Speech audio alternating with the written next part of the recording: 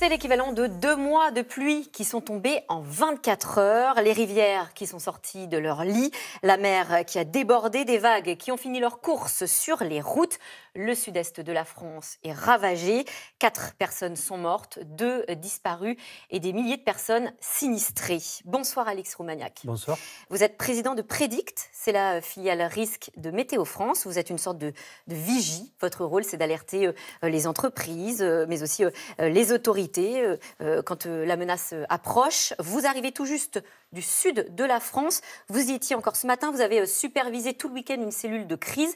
Quelle est la situation sur place? Où est-ce qu'on en est? Mais au moment où on parle, en fait, on est dans la phase de décrue de tous les cours d'eau, que ce soit le Gapeau sur la zone d'Hyères, que ce soit l'Argence au niveau de Fréjus, que ce soit la Siagne au niveau de Mandelieu.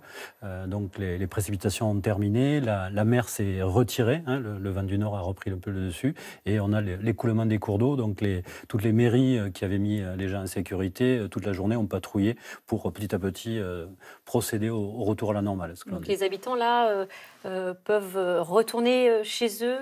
C'est selon les situations, et vraiment ces situations sont traitées au cas par cas. Donc les équipes municipales font le tour des terrains quand le cours d'eau sont partis, si les habitations sont saines et sauves, sont de nouveau habitables, les gens vont rentrer. Malheureusement, dans le plus souvent des cas, il faut procéder au nettoyage et ça va être très long. Donc là, on rentre maintenant dans une phase qui est très longue aussi pour les habitants et les élus, parce qu'il y a la phase de la crise et puis il y a la phase de l'après-crise où pendant des jours, des semaines, voire des mois, il faut travailler ce retour à la normale. Est-ce que vous avez été surpris par la violence de ces précipitations? Ou est-ce que c'était prévisible? Non, cet événement était bien prévu. En fait, nos collègues de Météo France, les modèles de Météo France avaient bien vu cet événement sur le plan météorologique. Il a été fort sur le plan hydrologique. Pourquoi? Parce que, en fait, vous parliez, ces 2-3 mois de précipitations qui sont tombées en 36 heures. Mais il faut voir que sur cette zone-là, depuis la zone de Nice, depuis à peu près mi-octobre, un peu plus d'un mois, c'est 1 an de précipitation qui est tombé. Donc il y a eu plusieurs passages. Le 22-23 octobre, il y a eu la zone du Biterrois. Et plusieurs alertes. Plusieurs alertes et plusieurs événements. Et donc les sols étaient très saturés. Le coup de froid avait donné de la neige aussi à très basse altitude. Et donc là, la pluie a fait fondre la neige. Donc la mer était importante, donc c'est le cumul de tous ces événements qui a rendu ce phénomène particulièrement important. Habituellement, ça se passe un peu plus tôt. Alors là, vous le disiez, ça avait déjà commencé, mais de telles précipitations qui arrivent là en novembre, souvent c'est plutôt à la rentrée, en septembre, octobre. Qu'est-ce qui a créé ce tel décalage? Alors, pour essayer de simplifier, quand on a ces fameux épisodes cévenols ou méditerranéens, il y a ce que nos collègues de Météo France appellent le moteur, c'est une dépression qui vient de l'Atlantique. Et le carburant qui alimente ce système, c'est la Méditerranée. Et si la Méditerranée est chaude, elle produit beaucoup d'air humide. Cet été, on a eu une grosse canicule, une grosse chaleur. La Méditerranée se réchauffe et donc elle reste chaude très longtemps.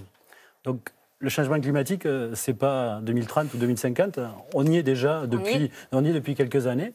Et cette température qui est très importante de la Méditerranée fait que très tard dans la saison, on peut avoir ce type d'événement. Et du coup, c'est pour ça qu'on a des événements qui sont plus fréquents, et ils reviennent plus souvent, parce qu'au lieu de se passer, comme il y a 50 ans, fin août, septembre, début octobre, maintenant, ils commencent des fois en juin, et ça se poursuit en novembre ou en décembre. Alors, ça veut dire qu'en gros, à l'avenir, ça va, vous le dites, se multiplier, se rapprocher. Est-ce que là, par exemple, vous avez des prévisions sur lesquelles vous voulez attirer l'attention, je ne sais pas, de météo, par exemple? Oui, alors, au moment où on parle, sur le plan méditerranéen, on n'a pas de vision d'événements méditerranéens qui se profilent. C'est plutôt calmé. Par contre, par exemple, on a une tempête dans le Pacifique, dans l'Atlantique, qui s'appelle Sébastien, qui est remonté du Cap-Vert sur l'Atlantique et qui, à milieu de semaine, il va passer. En fait, il est pris par une autre dépression et il va passer sur le sud de l'Angleterre et donc avoir des conséquences sur toute l'Atlantique. Dans le nord de la France, c'est ça? Oui, l'Atlantique d'abord, parce que l'océan va être très fort sur l'Atlantique là, mercredi.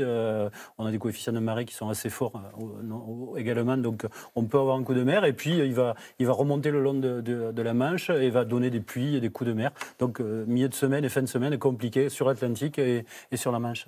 Ce week-end, il y a eu des alertes, vous le disiez vous-même, c'était prévu, anticipé. Il y a tout de même eu 2000 interventions de pompiers dans le Var et dans les Alpes-Maritimes. Est-ce que ces alertes sont prises au sérieux? Est-ce qu'elles sont respectées par les citoyens? Alors, plusieurs choses.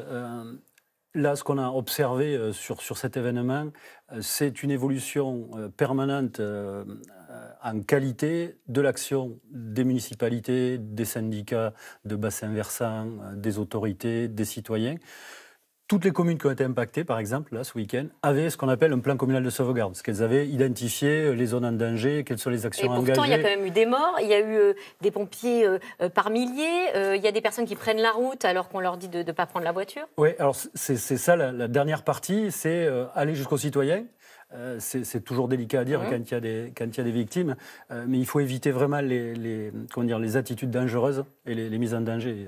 On le répète, ne pas prendre son véhicule, quand c'est en semaine, ne pas aller chercher ses enfants à l'école, rester dans des zones en sécurité, rester à l'étage. Et toutes ces consignes commencent à porter leurs fruits. Il y a malheureusement 4 victimes, c'est toujours trop, il y a encore 2 disparus. Sans toutes les actions qui ont été prises par les municipalités, mais c'est des dizaines, de centaines de gens qui ont été mis en sécurité dans la nuit de vendredi à samedi, dans la journée de samedi, des qui auraient été menacés. Et qui auraient été menacés, quoi. Donc là, on a vraiment un grand progrès. Les alertes sont de plus en plus prises au sérieux, écoutées, et donc il faut continuer parce qu'il faut s'adapter. Il y a des centaines d'habitations qui ont été touchées, et c'est loin d'être la première fois, on l'a rappelé, les habitants qui se partagent entre résignation et colère également. Je vous propose qu'on écoute ces personnes qui ont eu leur maison, qui ont été inondées. Elles habitent dans une petite ville à Biot, près de Cannes. Écoutez-les. Tout stagne et il n'y a rien qui s'évacue et ce serait bien que ça bouge. Ce serait bien qu'ils fassent quelque chose. Ils le savent que c'est une zone inondable. Pourquoi ils ne font pas le nécessaire à l'intérieur? Là, on en a un peu plus d'1 mètre dans le garage. Toujours la même chose. 4 ans, rien. Pas de digue? Rien, mais rien. 4 ans, rien. On a l'impression que les leçons ne sont pas tirées. Il faut entendre le message. Leçon tirée, quand on a 2 mois de précipitation qui tombent en 24 heures sur une zone, il faut voir, on ne va pas pouvoir empêcher cette eau de sortir. C'est des volumes qui sont énormes, c'est des débits qui sont énormes. Aujourd'hui, il y a des travaux qui sont faits de bassins versants, dans les bassins versants, des bassins de retenue.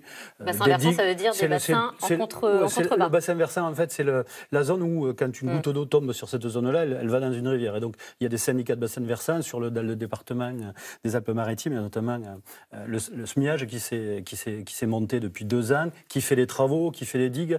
Mais c'est toujours difficile à entendre quand on est impacté, quand on est citoyen.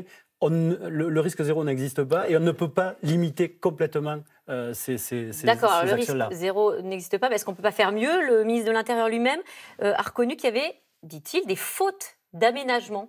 Alors, est-ce que l'urbanisation peut être revue? Alors, l'urbanisation, aujourd'hui, ce qu'il faut voir, c'est que ça fait des années qu'il y a ce qu'on appelle, il y a un outil qui s'appelle le plan de prévention des risques, qui est un outil porté par l'État, qui sur les communes fait les études de zones inondables et va définir des zones rouges, des zones bleues, sur lesquelles il y a interdiction de construire ou construire avec des Et ces zones sont bien définies? Et ces zones sont bien définies. Donc il ne faut pas revoir les permis de construire ou les zones inondables? Et ces zones-là sont imposées dans les outils d'urbanisme des mairies, donc dans les plans locaux d'urbanisme. Donc, quand une zone est inconstructible, la zone devient inconstructible et c'est poursuivi. Aujourd'hui, on fait face à... Donc, pour l'avenir, les choses se font bien. Qu'est-ce qui est prioritaire pour l'avenir alors? C'est continuer ce travail-là, mais ce qu'il faut voir, c'est qu'aujourd'hui, en France, il y a à peu près 1/3 des habitations qui se trouvent dans une zone inondable. Il faut les détruire? Et on peut pas. On peut pas décider qu'1/3 des habitations françaises vont être détruites et reconstruites. Donc c'est quoi la solution? Vivre avec. En anticipant au mieux le risque. Il y a ce qu'on appelle une analyse de vulnérabilité, de résilience. On imagine il y a des actions d'installer des bâtards d'eau, c'est des petites barrières que l'on met sur les garages, c'est monter les choses à l'étage. Aujourd'hui, on sait qu'on va avoir des événements qui vont se reproduire. Il faut apprendre à vivre avec et s'adapter à ces nouvelles évolutions. Eh bien, merci Alix Roumaniac. Vous êtes président de Prédict. Merci d'être venu sur notre plateau. Tout de suite, C'est dans l'air avec Caroline Roux, une émission consacrée au féminicide. C'est dans l'air est intitulée ce soir Féminicide. Alors, on change quoi? Bonne émission.